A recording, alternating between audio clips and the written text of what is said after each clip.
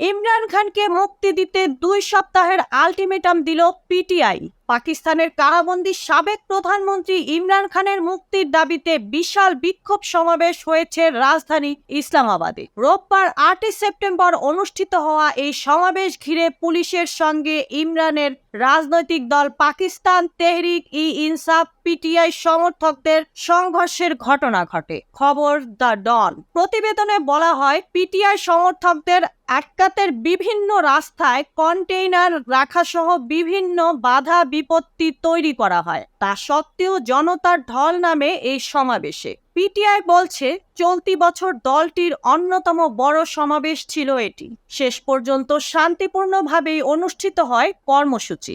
সমাবেশে 2 সপ্তাহের মধ্যে ইমরানকে মুক্তির আলটিমেটাম দেন সমর্থকরা। সমাবেশে খাইবার পাখতুনখাওয়ার মুখ্যমন্ত্রী আলী আমিন গান্দাপুর বলেন, যদি পিটিআই এর প্রতিষ্ঠাতাকে 1 অথবা 2 সপ্তাহের মধ্যে আইনিভাবে মুক্তি না দেওয়া হয়, তাহলে আমরা তাকে নিজেরা মুক্ত করব। এজন্য প্রথমে গুলি আমার বুকে নেব আমি। এক বিবৃতিতে শান্তিপূর্ণ সমাবেশে পুলিশের মারমুখী আচরণের নিন্দা জানান ইমরান খানের মুখপাত্র জুলফি বুখারী।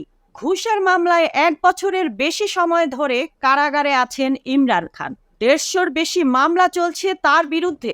উল্লেখ্য, 2022 সালের 10 এপ্রিল দেশটির পার্লামেন্টের নিম্নকক্ষ জাতীয় পরিষদের এক অনাস্থা ভোটের মাধ্যমে পাকিস্তানের ক্ষমতা থেকে সরিয়ে দেয়া হয় ইমরান খানকে।